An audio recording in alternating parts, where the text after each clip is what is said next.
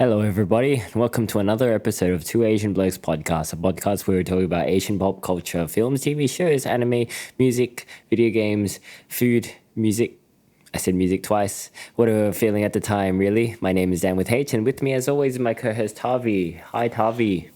Yeah, that stumble must be because you just come from a night of drinking in this wee hour, this wee late hour. We're recording pretty late today, aren't we? Yeah, that's all right. Well, it's not really that late for me. I'm usually still up at this time. At this time, I'd usually start watching a movie or something. What time is it now? It's like 11. But yeah, we kind of disrupting our schedule from the Korean Film Festival month because Dan and I are trying to chase some clout and talk about Cyberpunk Edgerunners, which is, off the bat.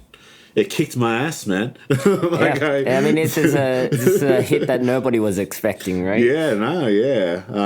It's based off the Cyberpunk 2077 video game. A game that had a disastrous launch, but yes, steadily grew some fans, but still not like a huge clout of fans. I think this is a game that everybody was like expecting big things from, but it didn't quite deliver upon launch. Yeah, it had an infamous launch. I was one of those guys that was suckered and pre-ordered the game, and I upgraded my PC as well to prepare to play this game. Sick game. And I like the game. I like the Tavi.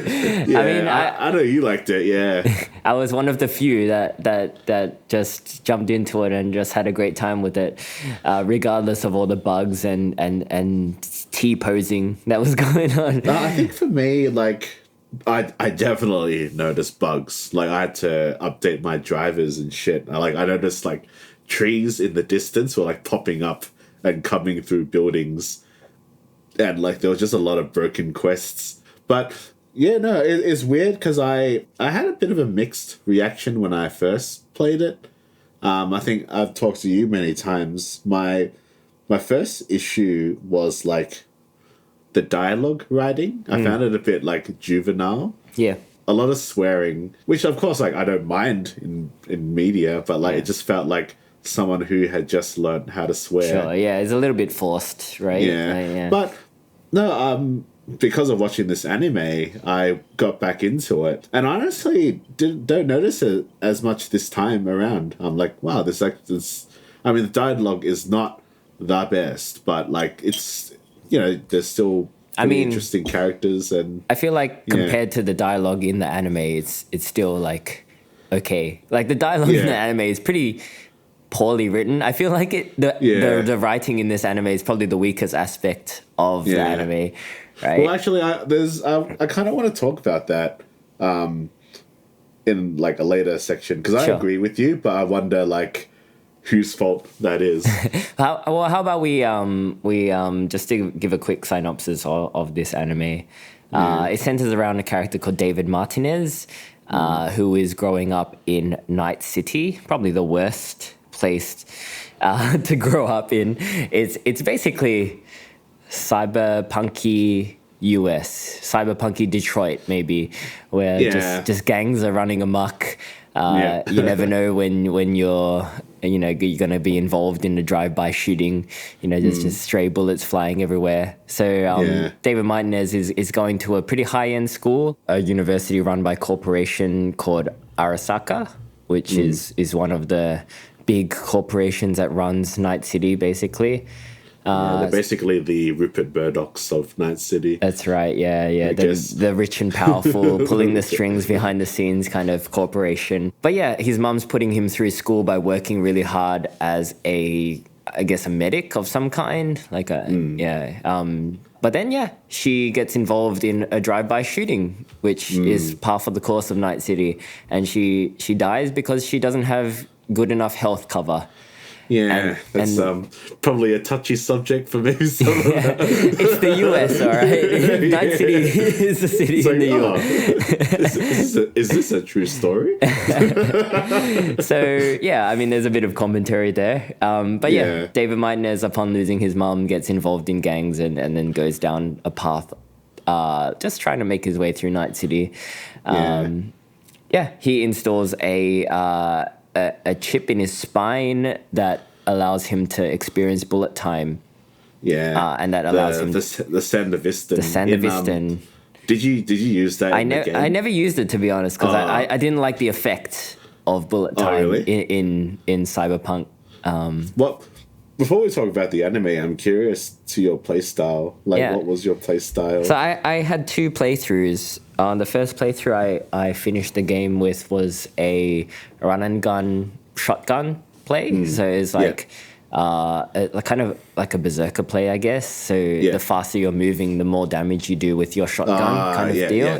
That along with like a lot of tech stuff. So because I wanted to craft stuff. Okay. Yeah. Yeah. So. But this is before I knew that like you couldn't really craft that much stuff in Cyberpunk. I just played like a crafting run and gun like shotgun build. I mean I used gorilla arms for like just breaking through doors. I used reinforced ankles for the double jump. But for the most part, it was just running and shooting with shotguns. I found out you could get a smart shotgun, but only after you finish the main quest line. So I actually didn't use my smart shotgun a lot, but it's like the most OP weapon in the game. Like, you know smart guns, like you shoot and the bullets follow. But with a shotgun, it's a spread shot. So it's like, imagine a scatter shot, but like all of the scatter follows like the target. So, but you only get it after you finish the main quest line, which is like, why even bother playing the game? Oh, really? That's I think you can get some newer smart shotguns and stuff because they just added the update, the Edgerunner update, and that's probably like why I might have enjoyed it more this time around. My first, I wouldn't even call it a playthrough because I only played 8 hours of the game. Like I was doing a stealth hacker, so I guess like similar to Lucy. But like shitter, like my guy was kind of weak, and I was playing like Deus Ex style of game where like it's all stealth. Sure. But I realized that Cyberpunk, you can do that, but it's not the most efficient way. So I mean, like any stealth build, it's not the most. You're like waiting a lot. You're doing a lot of waiting and hiding bodies, and it's fun. But like when you get into battles, you just get gunned down. It's like, so this time around, and watching the trailer for Edgerunners and seeing the Sandevistan in action, I'm like, I'm gonna just go straight like weeb katana style. And the Sandevistan, man, it's pretty hack. You can get the best katana basically at the start of the game. Right. I actually missed it because it's during the heist mission and I didn't go up to the roof. You have to go up into the helicopter, right? Yeah. But I found a way. Like I was just watching some vids on YouTube. You can like basically glitch your way back into the building, which I did do. Is that actually the best katana or? Yeah, it does. It's like good for the time, right? But like, nah, it does 500% crit damage. Oh, so my build is like basically every hit I do is a crit. Sure. Okay. So it's like stealth katana strength build. So I basically just run in, and then I have like this one mod that when you get spotted, it slows down time for like 5 seconds, and by that time I've killed 3 guys already. And then when that one runs out, you use the Sandevistan, and then I've modded that so it just lasts a really long time, and it increases your chances of crit damage. So I basically kill a battleground of people before the ability is over, and it's really like you really feel like a samurai, like in those animes where you just like slash and you see all the bodies like slowly fall down in motion, and it's just like so the game became too easy. Like I'm nearly at I barely touched the main storyline, and I'm nearly max level. Just from like running around and samurai chopping people's heads off. It's good fun. Does it not feel too slow though? Like, because every time you get spotted, this Sandevistan like reacts, and you don't really have a say in it, right? Like it triggers regardless of whether you actually want to fight people or not. No, the Sendervisten is you trigger that one. Oh, right. The other one, that's the synaptic accelerator. That's the one that you can't control. But like, it's fine. Like, it's like it just gives you extra time to kill people, and it's just the game's probably a bit too easy now. Like, I just run in and just like samurai chop people, and if there's like a tougher enemy, like I just stack bleed and I heal every time I hit them. So it's just like it's like it's a fairly easy game. Like I actually tried to make it a bit harder for my second playthrough. I went with a like a stealth, like non-lethal build. Just kind of like whistling and then grabbing people, you know? Yeah. So I went for like more like a Splinter Cell kind of play style. But I might go back to that style as well, just because like the game is so easy. It's much slower though. Yeah. I will say that. But like, I mean, you know, if you have time for it, like it's pretty fun way to play.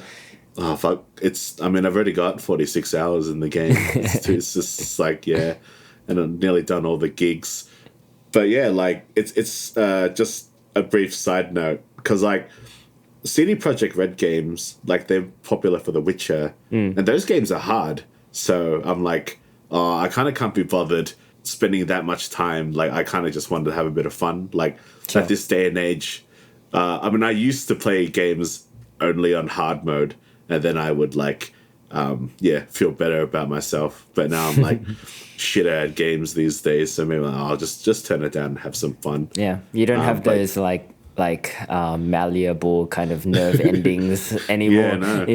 They're all weathered away. It's just, like you have a hard enough time following the storyline these days, right? Fuck I'm just like, what's going on? But but like I kind of maybe for this game I probably should have played it on hard, because like I feel like it's this build, the game is too easy. Yeah, but even for this game, I feel like maybe the gameplay is secondary, because like the world is quite good. And I think that's something that's quite overlooked in this game. Is like everybody focused so much on the bugs and the flaws of it, but like everybody overlooked this like incredible world that they've built. I definitely agree with you, especially having really enjoyed it this time around. Like I actually really like this game a lot, because it's really great, and there's a lot of interesting things, like, you know, sentient AI, transhumanism is obviously like a prominent theme, probably more so in the anime than in the game. Well, it's hard to say, because like it depends on your experience with the game. I think it's probably there, but like hidden within side quests upon side. I think there's like a AI pop star. There's a quest line involving an AI pop star that's like haven't seen that one yet. Yeah, it's optional, but like all of those elements are there, but it's kind of brought to the forefront in the anime, I guess. Yeah, I think what's really good about the anime is that it fleshes that kind of stuff out in a story form that's a bit more digestible.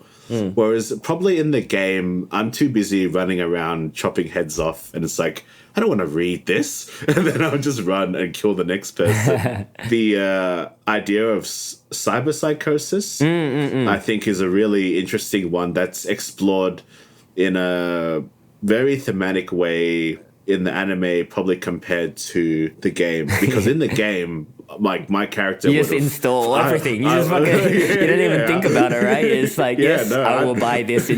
I will buy this upgrade, I think.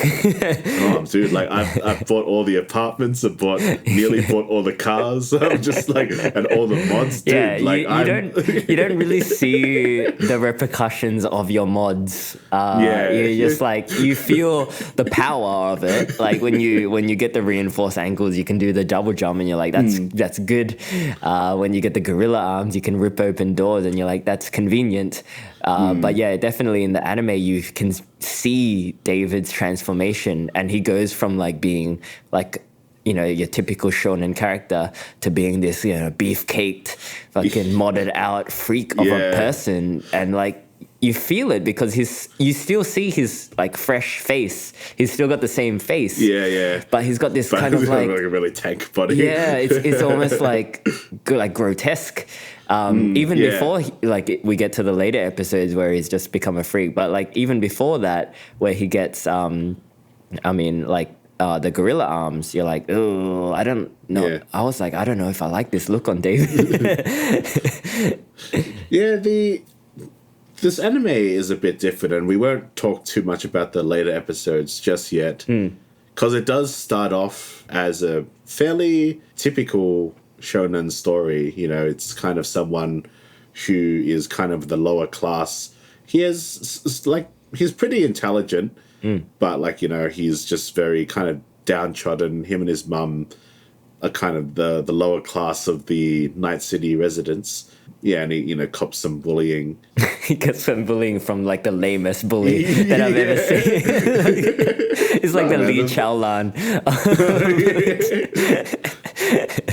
He's got like a bowl haircut because he's going to such a preppy school. It's I mean, but he is a bully. He does beat him up. To be fair. he's got the kung fu implants. He's got the kung fu implants, which is apparently I think it's a JoJo reference. I think is it? I've never watched JoJo. I've never watched JoJo, but I was watching someone comment on it, so it's kind of like a JoJo reference. Okay. But like when I was playing the game, like I wanted to play this kind of story where it's like the characters in the anime are instantly likable.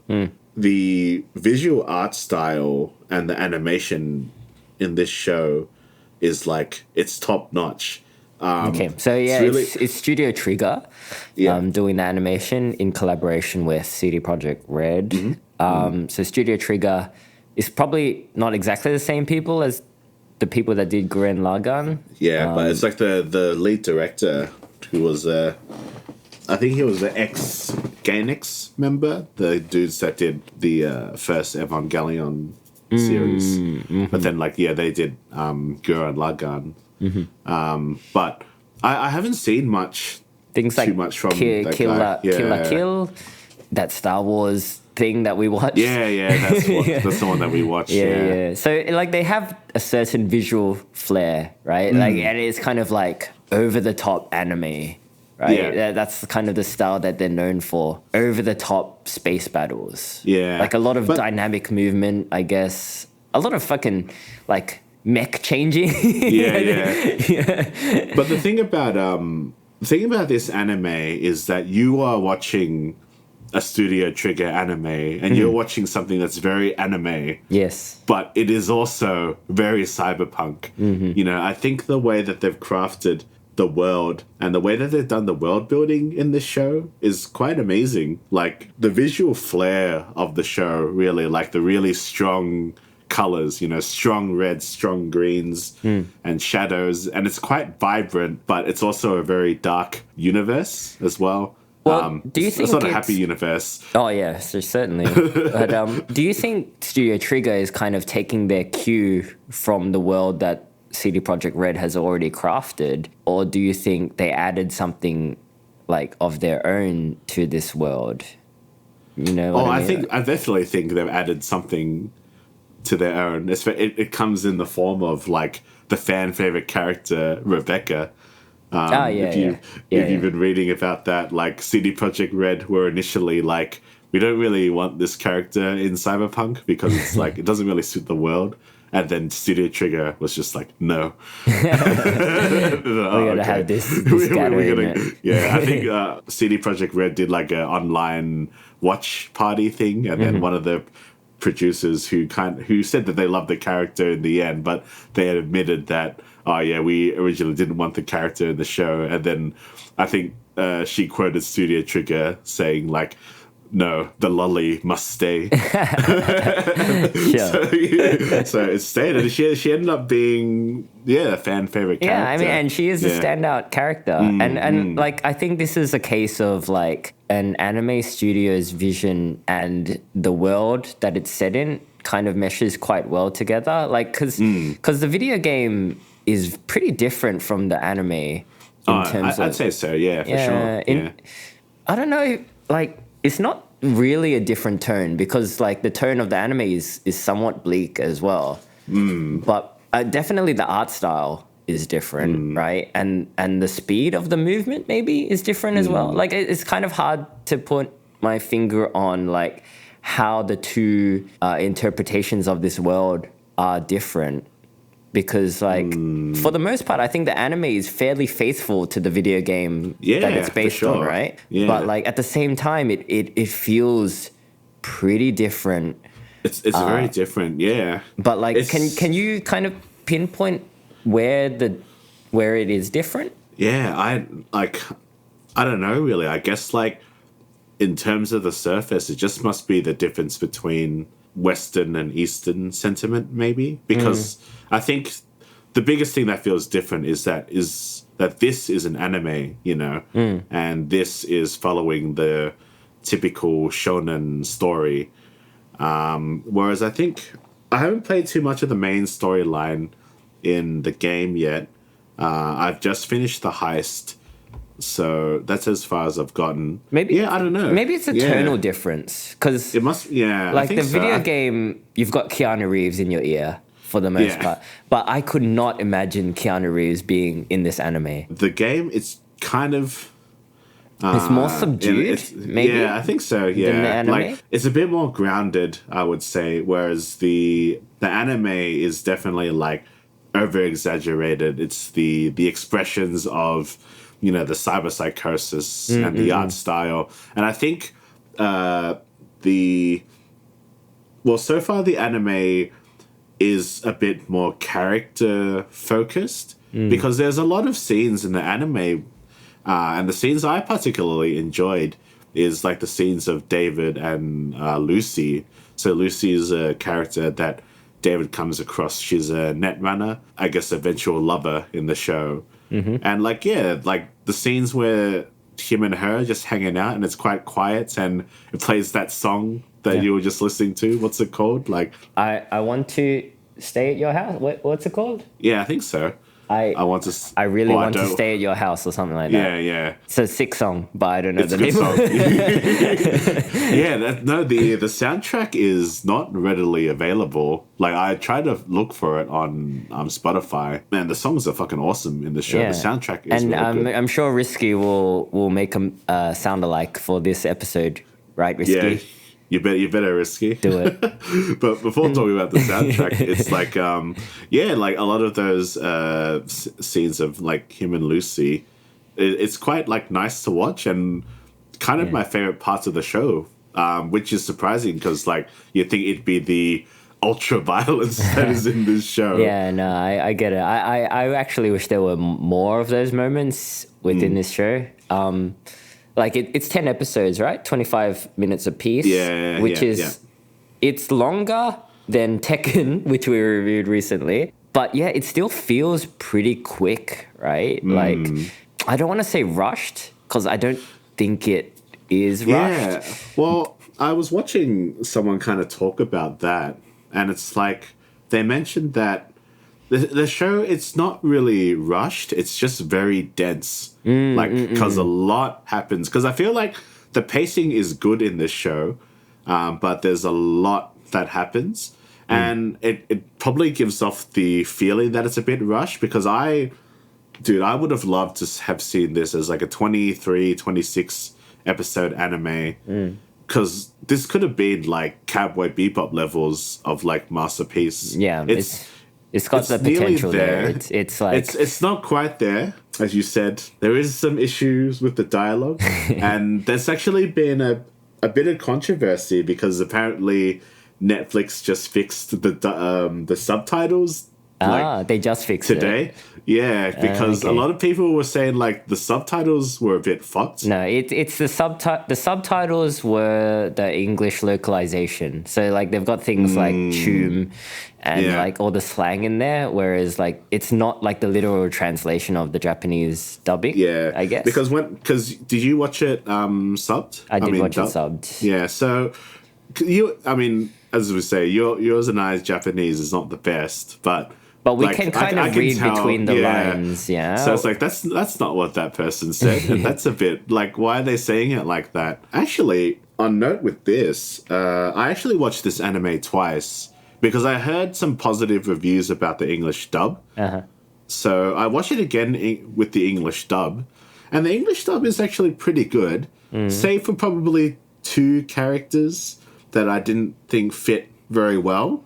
One would probably be Main, which is basically, he's like the big tank father figure of the show, who takes David on. His character is a black guy, and his English voice actor is a black guy as well.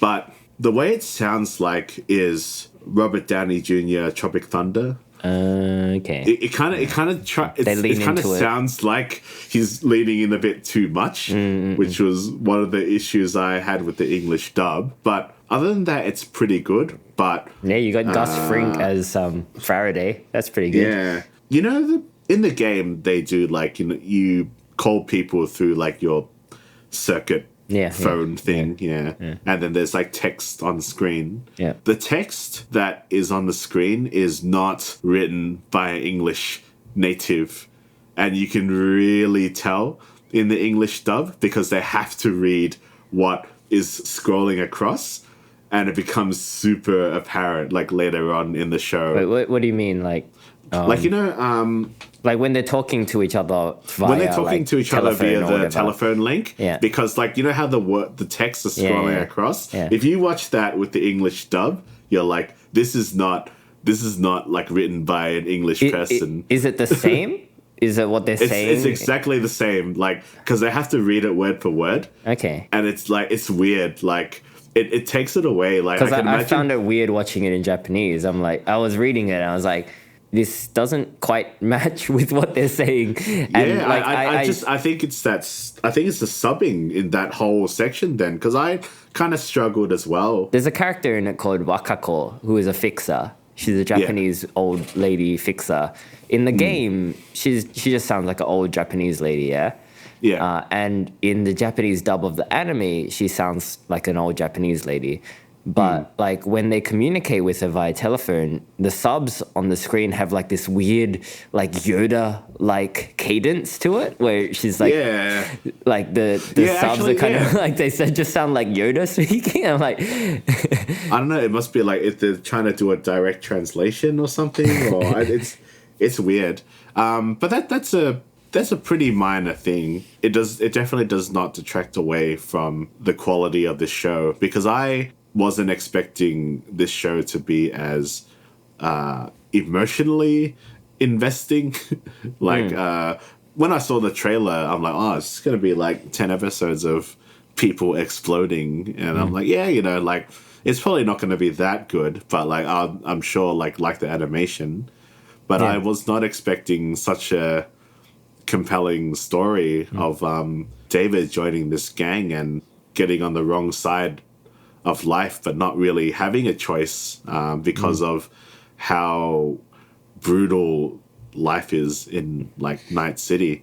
And I think a lot of that comes down to like the Night City that's being presented, right? And the Night City, it's basically the city that the game is set in. It's this like grimy cesspool that you can't really get out of, you know, like, and I think that really comes down to the game that CD Projekt Red has made. And yeah, like I said, I don't think that gets enough recognition in the scope of like this video game. Like, it's like the anime would not have been as successful if it wasn't set in this world where it's just like so despairing and like so grim, and the grimness of it is only it's highlighted even more by like the vibrancy of it, if you know what I mean. Like the you've contrast. got you've got like the neon lights of it, and it looks like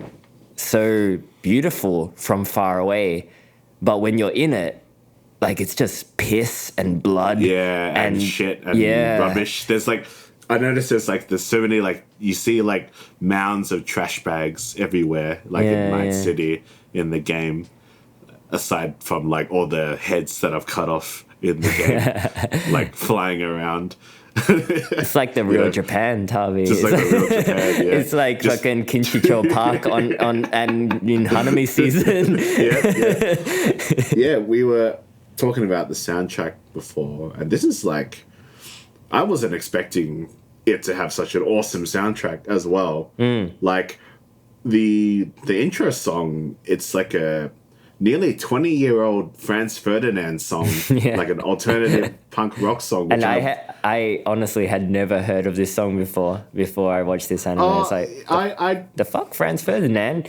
Yeah, I'd listened to it ages ago when I was in my like massive alt Britpop phase. I still listen to a lot of that stuff, but like, I hadn't listened to it. The ending song is really cool. The ending song, it's foreshadowing because I'm like, why is this such a sad song? I skipped and it. Then, no, I listened to 5 seconds of it because Netflix has that bar that loads up the next episode. No, you gotta watch the song, man. Like it's a good track. No, I mean, the soundtrack is great. Like even the like quiet moments where kind of like there might just be 2 characters kind of talking to each other. Like there'll just be like this really sick song in the background. And like I feel like the emotional beats hit a lot harder because of the soundtrack. Especially that song that I was listening to before. Yeah. But I think it's the mix of genres, like there's like kind of electro synth pop, then you had that indie alternative rock punk pop. There's fucking some reggae in there. Heavy metal, some reggae. There's some reggaeton, which I don't particularly like, but that's alright. I guess it suits. People are just drinking and partying. What I noticed as well in terms of the song's original soundtrack, it was done by Akira Yamaoka, and he's like, to me, he's like a legend because he did the first to the 4th Silent Hill songs. Oh, okay. So he is really good with that really atmospheric track, and I think accentuates one of the best moments in the anime, which I'll probably have to talk about in the spoiler section. That's interesting, though. So he's a video game composer, usually, right? Okay. Yeah. Interesting. So when I saw his name, I'm like, this is going to be some quality. But I'm not sure how much of the tracks were like original soundtracks, because a lot of the songs I noticed had like vocals in them, and it just kind of made that world feel a lot more organic. But it's kind of like synthwave vocals though, where it's kind of like a part of the soundtrack, Like, but it's very much like how Danny Boyle used to make his films. Like he uses a lot of like songs with vocals and tracks, and it just like gives it this extra. Just makes it feel real, Yeah, that first time where Lucy and David use the BD to go onto the moon, and it's like you hear the song for the first time, and it's just so dreamlike, so romantic as well. Yeah, I love that imagery of like when she's like she pulls him in first, and then like they jump across across a billboard or something. Man, like it's very like MV. Yeah. Like a lot of this show was like I was watching an MV, which is good. It's a good thing because an MV is kind of like the best hybrid of music and visuals that you're gonna get. Like it's the purest form. If it's able to tell a story that fits in with what's in line with what's going on in the anime, then that's all the better, Like if an anime could just be like a lot of MVs just stuck together and it still tells a cohesive story, that's like pretty good. Yeah. Because it hits you in the feels. If Netflix didn't make a certain other video game adaptation and put it into this project. I mean, it feels like there was a lot of money in this, though. I don't know the budget. I didn't look up the budget. Do you have the budget up? Nah, it doesn't show it. Not that I can see. It feels expensive. It feels. I think there was just a lot of care, but we're talking about how the show feels a bit dense. I think there's a larger story at hand that I would love to have seen some more. Like I just want more, really. Like I watched this anime twice in a row, basically, because I'm like I just enjoyed being with the characters. And I think because the story is so tight that there isn't as much room, say, for like a Cowboy Bebop or a Samurai Champloo, where there might have just been episodes where it's just about a particular job or something. And I would love to have seen that like dynamic, because there are some strong moments. And let's just say this anime doesn't pull punches in terms of its violence and in terms of who dies in this anime. It don't pull punches, which we'll talk about in spoilers a bit later. Yeah. I mean, if I were to have a criticism for this anime, it would be that, there weren't enough quiet moments with the main characters. Like, sure, when stuff goes down, like you do feel it, but I feel like I could have felt it a bit more if there was more time spent with the characters. And also the arc of David, it's a bit lackluster, to be honest. Like, I think I actually quite like David's arc. I think I feel like his motivations should have been a bit clearer, which I think I'll have to save till spoilers. But that said, amazing show. Like, I think everybody should be watching this kind of show, because just because it's like, it's a good benchmark for Netflix anime. You know what I mean? It's like they should be making more of this kind of stuff and less of like, I don't know, other. Yeah, I mean, I think people already knew what I was alluding to. It's like, oh yeah, we've got this anime that has like the best soundtrack, and the other shows. But I mean, Arcane is like the video game adaptations that we want, and we should be getting more of. Yeah. Yeah? I think you're definitely right. I think these shows should be supported, because they're like, hey, Netflix, man, Netflix. Make more of this shit. Yeah. And not that other shit, like fucking... But anyway, this show, Cyberpunk, Edgerunners, good show. Support it if you want to see more of it, which you should, because it's pretty good. Yeah, and if you haven't played the game as well, like, dip into the game. It's fucking good game, man. Yeah, I think people have done that. Like, it's they've tracked that it's reached like levels that basically Steam hasn't seen in years. Like, really high, like, percentage of players are coming back. Right. And it's like because this anime, it's a marketing tool for sure. But to put much, it's kind of like a passion project as well. It feels like though. It feels like I think it's been treated as a passion. Yeah. Definitely, CD Projekt Red got the better end of the deal out of this, because like loads of people are coming back to their game, which, to be honest, they haven't been doing such a great job with it. To like, they should have kept updating it. I reckon, like, they should have had a better launch, to be I think for starters. That's undeniable. I think that's just the case. And like, even following up the launch, like, they haven't really done much with it. You know what I mean? Like, no. If you play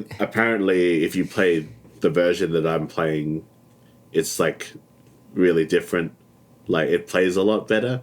Maybe that's, like I was saying, maybe that's why I'm enjoying it a lot more. Sure. And I think they're releasing like a really big DLC. Yeah, they are. Pretty soon. I think they just announced a big DLC, which, sure, whatever. Yeah, I mean, I'm down for it. I dipped into it yesterday just to kind of reacquaint myself with the world, and I got stuck. I got stuck in a fucking Johnny Silverhand side quest, which I was like, I just want to play my character, you know? Like, that's the thing about this game, is like, there's a lot of bits where you don't play as your character. And I'm like, I know what you mean. Because I haven't done too many of the main stories and side quests. I've just been like doing the gigs and just killing cunts. Which is why it's just like, it's pretty fun. And like, I'm nearly max level now. That's what I wanted to do. I wanted to jump in the game and be like, I'll just do some like fucking quests with my character and punch some people. And then like, I loaded the game up and it was like a Johnny Silverhand quest. And I was like, I don't want to play this. Like, when can I play the game? But let's do some spoilers. Spoilers, yeah. So there's definitely like a shift after episode 6. The best episode? Which is, I think episode 6 is generally regarded as the best episode. Undeniably the best episode. Yeah, it's that, man. That episode kicked me in the guts, man. And the the art style, the animation. I mean, it's good from the get-go. Like from the first episode, it's quite good. Like you get a sense of who David is. You get a sense of what Night City is as well. Like I watched it with my partner who has never played this game. She was able to understand the world immediately. Yeah, like you get what it is, even with all the jargon, like fucking. Like Tomb and Flatline. And all that stuff like Trauma Team and you know, like installing your mods and like the Sandevistan spine thing, whatever that was. You know, like it wasn't hard to grasp even if you haven't played the game. I think the tone of it is what's most important though. Like you get a sense of like what this city is and what living in this city feels like. It feels like a place that you can't really get out of, a place where your mum dies and no one gives a shit. Like they just expect you to pay the rent. Yeah. The American healthcare system. It's kind of like, and like you get that in the game as well. Like when fucking Jackie dies and Delamain is like, where should we send his remains? You know, it's just this cold city where you can die and no one cares. It's like the end of Collateral, you know, that movie with Tom Cruise. It's like you die in a subway, you go around a loop, like no one cares. That's what the vibe is. And I think the anime does a really good job at portraying the city itself. The characters are good. Yeah. David is good. The gang that he kind of like hooks up with, like you mentioned, Maine, like the alpha male, the Dominic Toretto of the group. He's quite good, and that's why episode 6 like hits hard. Because I mean, you mentioned Jackie's death, right? In I didn't expect that because I thought he was going to be in the game a lot more, but I wasn't really that sad when he died. I'm like, oh well, I guess, you know, that's a bit sad. But when the characters die in this show, I was like, oh fuck. Did you feel it when Maine and I felt it when Maine and I forget that one. What's her name? Dorio. Yeah. When that happened, it's there with the weight of the music, the animation, and just the art. And like it's quite, this story is very tragic, which I didn't expect, but it makes sense because it is Night City. So yeah, like, because Maine is tripping out because of his cyber psychosis, because basically in this show or in this universe, like, you add all the mods, and the more implants you get, the more crazy you get. Unless you're playing the video game, then it's just add everything and you'll be fine. But I mean, David keeps going on about how he's special, and the whole time, like, you're not special. My game character is special. Yeah, our game character like smokes. Fucking David. Smash Adam Smasher. Fuck that guy. He's nothing. I can't wait. I can't wait to kill that guy, man. I haven't gotten to that mission. You're gonna find him very easy. I don't think he stands a chance against me. I think I'll kill him before my Sandevistan. Yeah, before he finishes talking, I reckon you'll be dead. He'll be like, "Oh, you've got a lot of mods." So yeah, I'm looking forward to that moment when I get to kill Adam Smasher. But spoiler alert, he's gonna kill Rogue, or the other guy who I forget, the Nomad leader. Depending on which story arc you go with. Nomad, I didn't know that, so yeah, thanks, Dan. One of them is gonna die, Tavi. But yeah, he basically, kills the fan favorite Rebecca. He like smashes her into the ground. See, I didn't feel that much about that death. I didn't feel that much about the crew's death besides Maine, to be honest. Like, I know that they did a lot with the amount of episodes that they had. But when, like, for example, when Fingers gets killed by the cyber psychosis guy, I was like, he was pretty annoying anyway. Yeah, like, good. He wasn't in it that much. I think it's just because, like, with Dorio and Maine, they'd spent a bit more time together. They had a bigger moment, I guess. Yeah. what's her face? Even the one who betrays them. Yeah. What's her Even name? Kiwi. Kiwi, yes. Yeah, Kiwi. Even though she betrayed them, I kind of like I felt a bit like sad when she kind of gets her own for sure. Because like again, it was just kind of like she was playing the hand that she was dealt. You know, like it's just Night City is the villain rather than Kiwi being the villain, right? Yeah, I mean, you feel for the characters in the gang. You don't really feel for like the corpos, I guess, like, and the fixers. Like Faraday is like, you kind of want him to die. He dies a pretty spectacular death. Does he? I don't remember. He just falls off the building and then he just explodes and all his eyes just like fly. Yeah. Why do you think people liked Rebecca so much? Like, why do you think she is a standout character to a general audience? I think because she was kind of like subtle in her emotions. Like she on the offset, she's like very loud and like boisterous, but she also has that kind of like softer side where she's like caring for David. Yeah, because she's into David and she gets friend-zoned. Yeah. There's that, and like she kind of knows where it's gonna end, right? But she still like helps David until the end, and it's kind of she's kind of the embodiment of like living in Night City. It's like you know you're playing a losing hand, but you still play it hard. Yeah, he's kind of living it to its fullest. Yeah, and even like her last moments is like, "Fuck you, I'm fucking shooting you," and then she just gets squashed. And it's like, oh, here, fan favorite character. Here's her mangled body for me to see. I think you're absolutely right, because she kind of just embodies that like really fun, loving nature of probably what it feels like to play the video game, just running around and shooting. Like that bit where like David like messes up. She's just like juggling that guy. Like she doesn't have a Sandevistan, but she's just like shooting him into the air. Yeah, it's good stuff. Because I think she's a great like strong character, because she kind of knows who she is, but like she has her vulnerable moments.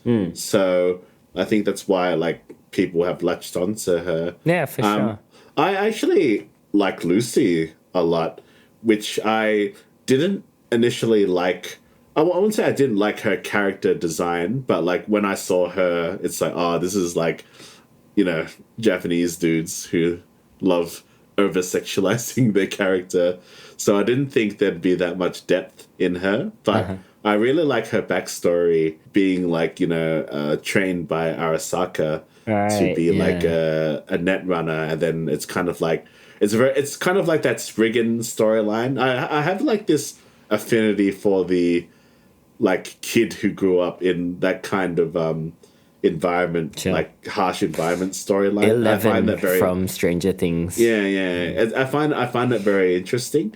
So and like I liked her motivations, and I liked like her dream is just to go to the moon, and I really enjoyed watching all the scenes with her and David just hanging out. Speaking of motivation, though, coming back to my one criticism of the show is David's motivation.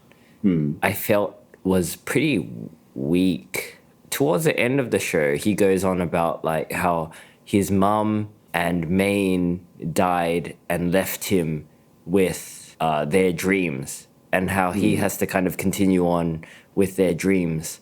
But he doesn't really do anything to like achieve their dreams, you know? Like David's mum's dream was for him to become a corpo and become successful and get to the top of Arasaka Tower. Maine's dream was kind of like, I don't know, to help his gang thrive, maybe? Well, it's just to be like, it's like in the game, you know, like you, as a merc, you want to be like a Night City legend. Yeah, I know. Like that's kind of where it was at, but it was like, it was not reinforced, I think, enough. There is that kind of philosophy in the game where you want to like kind of go out in a blaze of glory. But for David, I don't think it was kind of like it was implicitly said. Like he started working to kind of achieve Lucy's dream as well, to get to the moon. But that also seemed like it was pretty easy to achieve even without him kind of like modding himself out until he became a cyber psycho. You know, like I feel like they could have got to the moon without him doing that, without them getting into so much trouble. Well, I think it's just, again, like I think I mentioned the subversion of the shonen arc, because like after episode 6, David is strong, but he's only working to get stronger. Like he's becoming addicted to the mods. So maybe at that point, whether his motivations were strong or not, he's just like being controlled by his addiction to these mods, and they're like fucking up, you know, his nerves, which I find like the theme of like, you know, the transhumanism of like, you know, extending and like adding parts, and like what makes him David, like is he still David? It's like, you know, that what's that Greek myth, like the ship of Theseus or something, where it's like it's an old ship, but it's basically like, you know, they take the parts out and remove new parts, and it's like, is it like the same? Is that the thing that they quoted in WandaVision, that show that you did not watch? Yes, that's the thing that they quoted in WandaVision that I did not watch. Yeah, you're right. Like, I think there totally was that in the show, but I don't know if it was like made obvious enough to the audience, like whether he was addicted to modding or whether he was still like a good person fundamentally. I think he was still a good person fundamentally, but he was like losing himself, and that's what, you know, you see kind of all those like delusions that he has when he's like dipping in and out of cyberpsychosis, and like you can see it in a lot of the artwork. Like, you know, when he's really losing it and he's just walking alone in the city and it's just empty. It's kind of like contrasting of who he used to be to what he is now, and he's like slowly losing that. But I think in the end, when David does eventually get killed by Adam Smasher, he still keeps that remnant of him. So it's bittersweet, because it's interesting because you don't see the overlords or Adams. They don't get their comeuppance in this show. You just have to do it in the game. It makes you play the game. It's like, I'm gonna buy the game and kill Adam Smasher. I fucking kill him for what he did to David. Yeah, gonna kill him for. Yeah. And it's hard. It's a hard pill to swallow, because you really like David at the start, and like you can kind of see where his arc is going. You definitely can see where his arc is going. Yeah. And it's not going anywhere good. Yeah, there's a lot of foreshadowing, especially when I watch that. It's like, you know, you basically fucked David. And it's sad because, like, you know, he gets told that he's special. And you want him to be special. Yeah. But he's not really shit compared to Adam Smasher. Yeah. He gets smashed. Yeah, he gets owned.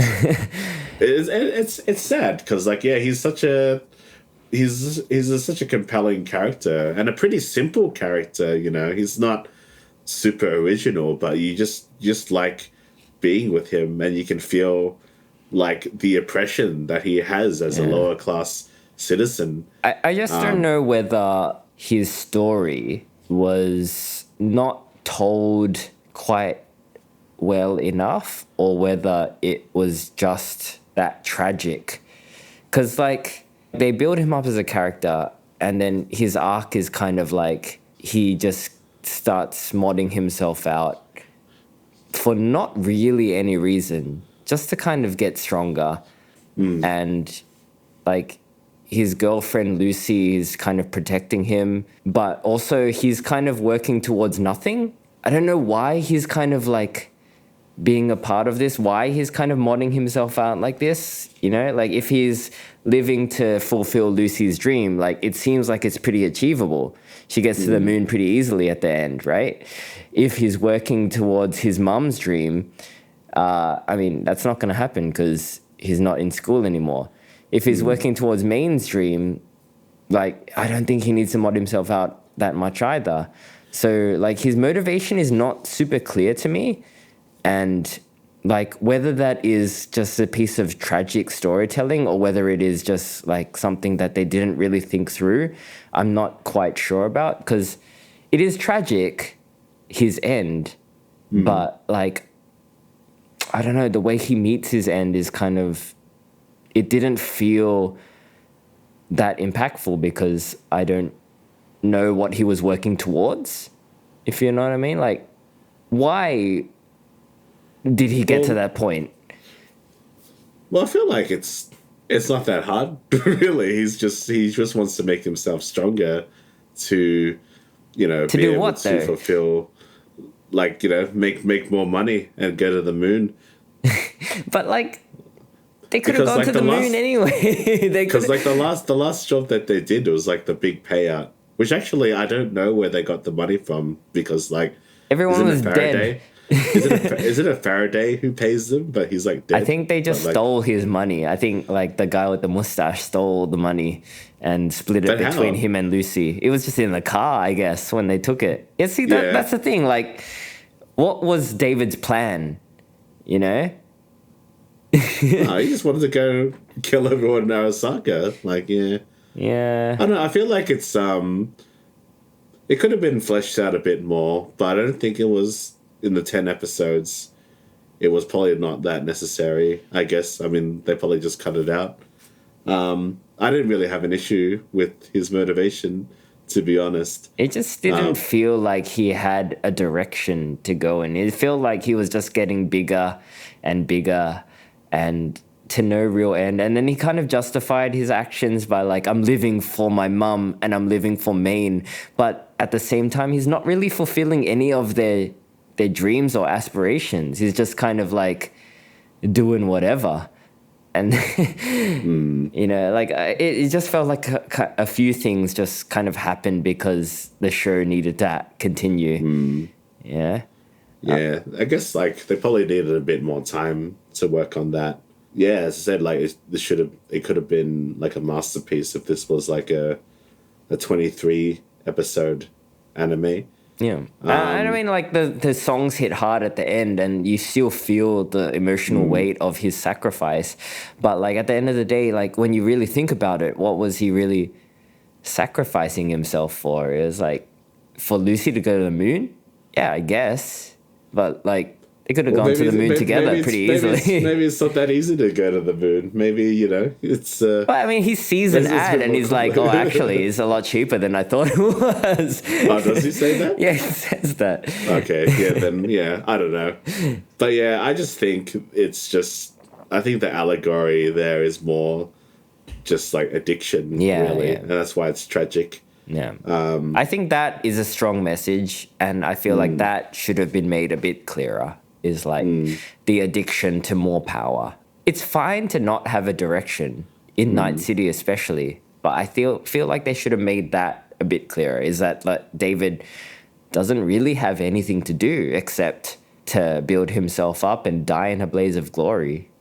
Like, that's good. That's a fine thing for Night City. Like, that's in keeping with the bleakness of this universe. But I feel like the anime didn't make it that clear that that's what he was doing. Well, I thought David was just doing what any merc really wanted to do, is just Make more money. make more money and be like a Night City legend. So you're probably thinking about it now. It's like, yeah, the motivations are probably just a little bit... I mean, they're there. They're probably just a bit tacked on. They're not super clear, I think. Yeah. But no, I don't think that bothered me that much, as opposed to like the some of the bad dialogue in the show, whether that is Netflix's fault or that's the English department's fault in the animation studio. Yeah, like I didn't mind it being vague. I was still invested in the characters. I just enjoyed being with them. Yeah, I guess, like, you know, I just enjoyed the action sequences. The action is great. That, like, from the first episode, you've got that big that big tank guy, that the original owner of the Santa Vistan. Yeah, you've got that sequence where he's just like facing Max Tack, and it's really cool. Like you get all of the Studio Trigger isms of it. Yeah, like the over the top action. Yeah, you find that brain dance in the game. Oh, really? There's a quest link to David, which I haven't done yet, but apparently you can you can find the characters' apartments in the game, and you can get their weapons as well. So that's pretty cool. Like their people weapons found, being like, I think you can get Lucy's wire thing. You can get Rebecca's shotgun where she dies, so you can go to that location apparently in the game. Okay. I think what would be really cool if like they continued like the story, but like it's in the game. You go visit Lucy on the moon. Yeah, go visit Lucy on the moon. It's just like, yeah, that'd be cool. That's very good, like transmedia, like kind of I don't think you get to go to the moon in the game. Or maybe in one of the endings you do, but I think most of it the game's got like five endings or so. Yeah. But like this anime, it's good. It's good. I think this is a good fit. I think Trigger is probably the ideal studio for this kind of anime. And I guess like Cyberpunk itself is just like, because a lot of the vision is Japanese inspired, you know, so it's already like a perfect fit, really. Like it's up there with as an Arcane with being like the best video game adaptation. You know, I think people are starting to crack the formula now, like on how to make a good video game tie-in. You know, I don't know. Resident Evil is pretty recent. Oh, you brought it up. You said the name. you said the thing. I don't know. For every good adaptation, we get like 2 Resident Evil things. So is that like saying for every like good adaptation, Netflix makes them like make 10 shit products or something? Yeah, it's hard to say that we've cracked the formula. We've nearly cracked the formula. But definitely, like, I think this has been pretty widely received as positive. So hopefully they do put, more faith in these kind of... Like, I would never have picked this game to make an adaptation for. Because this game, like, its launch was bad. And, like, people pretty widely regard it as just a broken game that, like, like it's not very popular. It's not as popular as The Witcher. But I think CD Projekt Red saw how popular The Witcher, like when the TV series came out and it boosted the games, they're like, oh shit, let's do it again. We did this with Cyberpunk. Yeah. And like they did it, like they're probably like, we have to make it good, like we can't half-ass it, because if CD Projekt Red fucked up this anime, this like it wouldn't do anything to the game. It wouldn't have done anything. But it is good, and for that reason, people are jumping back into the game, which that's a win-win for CD Projekt Red. So good call, and it's a smart call because this is a world where you can tell a lot of stories. Like the game tells a lot of stories within the world, but nobody fucking played the game. So make an anime and bring the stories to the forefront, and that will send people back to the game where they can like play their same stories. I like how the anime is a condensed single story. Like there's no sequel baiting. Like if Netflix didn't make a season 2 of Cyberpunk Edgerunners, at least the story's finished, Everyone's dead. It's not everyone's fucking dead and Lucy's on the moon. Dead and You're not getting a sequel. No, actually, no, Falco's not dead. Mustache guy, sure. Yeah, because he like contacts you in the game. So I guess he's not dead, unless it's his ghost, something. It must be like, I think you get like David's jacket if you finish that quest. I wouldn't be surprised if David reappeared as a construct in cyberspace. He's just like super tank. One thing I do like the representation of net running in the anime. Yeah, it's a little bit different to what it is in the game. Everybody's nude for one thing. The Japanese animated. But just the kind of like the hallways and like kind of how net run. It doesn't really make sense because like there must be loads of net runners running around in cyberspace nude at any given time, but like the way it's presented in anime is just like Lucy stalking like a single net runner through corridors, whereas in the game it's kind of like more of a dreamlike sequence, I think. You're not nude as well, and it's kind of boring as well in the game. Like those are the parts of the game where I was like, skip please. Are you talking about the brain dance stuff? The brain dance stuff is pretty tedious. That's kind of why I haven't really played much of the main storyline. I'm like, I kind of just want to. You gotta do a lot of brain dance stuff, and you gotta do a lot of Johnny Silverhand stuff as well, which is not my favorite part. You get shoehorned into a gameplay style that you don't really necessarily want to be doing. It's just I think that's some of the issues that people had with the game. And like, it's fun, and Keanu Reeves is there. Like, I do like Keanu Reeves, but like you kind of just want to play your own character, right? I know you got much more to say about Edgerunners. Think we should wrap this one up? Don't think so. I think it's just a good anime that people should watch, so we get another season of it. Some awesome gory action in there, which we surprisingly haven't really talked about that much this episode. Well, I don't know. Just trying to think back, but killer soundtrack, man. Like, I've just had that song stuck in my head throughout this whole recording. To be honest, another day. No, I like the song that they play when they meet with Maelstrom, and it's just like death metal. It's just a guy just screaming.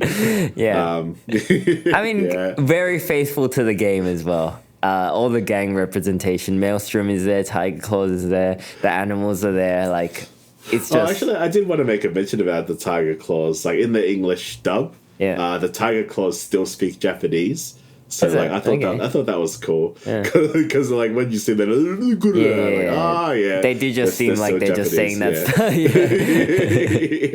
stuff. So I feel like this anime was designed to be in English, so I think that's why the English dub is actually pretty good.